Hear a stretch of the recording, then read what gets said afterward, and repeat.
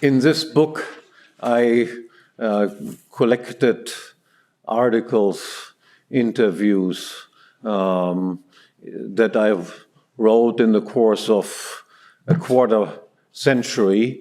They're very interdisciplinary, but there's one unifying theme that goes through all of it.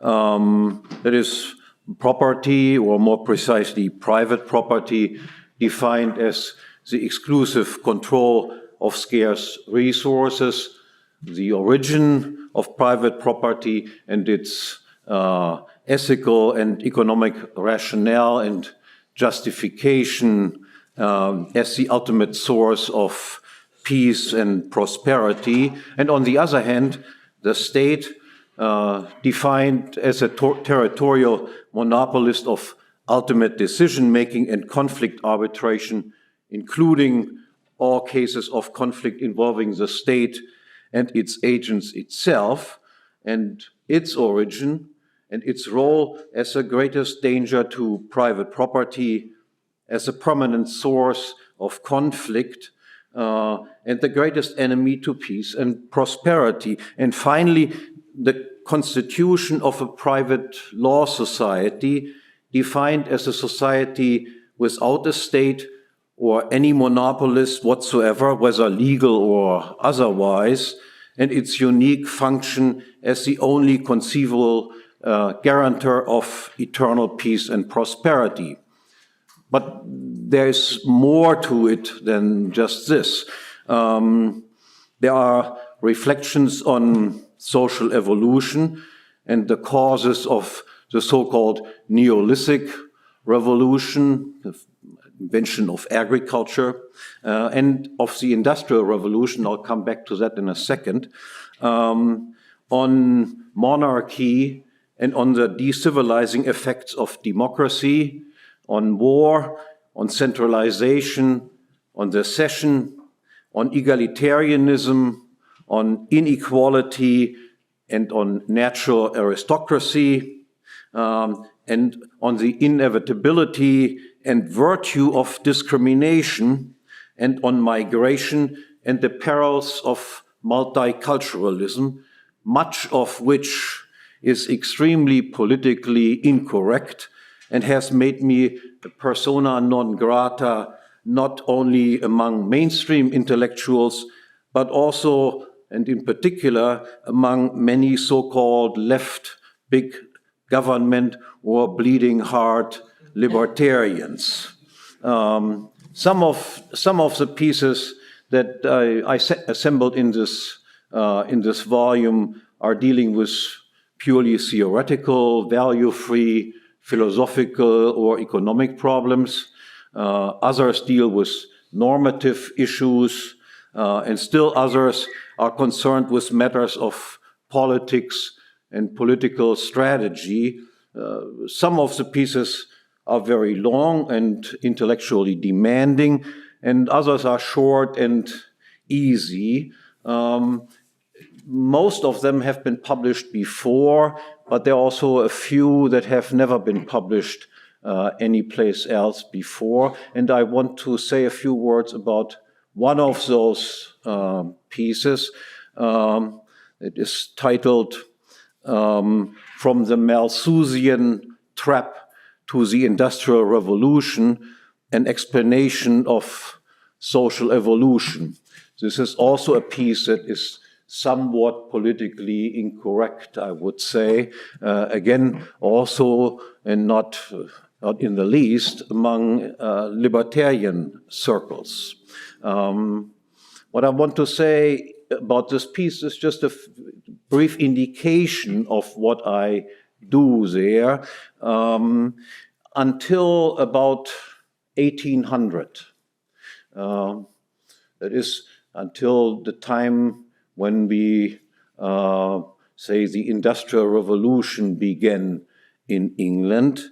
Until that time, and for most of recorded human history, real income per capita in terms of food, housing, clothing, heating, and lighting did not rise at all. That is, average living standards in 18th century England were not significantly higher than living standards were in ancient Babylon, where we have the oldest recorded data on wage rates and on various consumer goods and prices for consumer goods.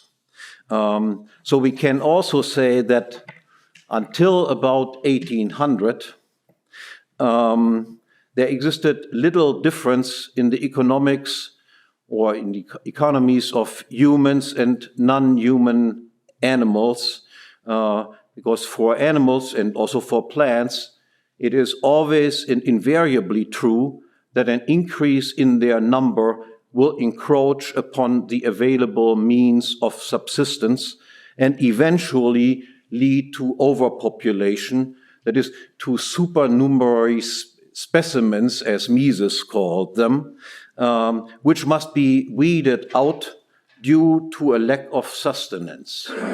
Now, today, obviously, we know that as far as humans are concerned, this must not be so. No supernumerary specimens who are thus weeded out exist in modern Western societies, but for most of human life, this was indeed the case. Let me just also quote Mises to this effect. Mises recognized this quite clearly.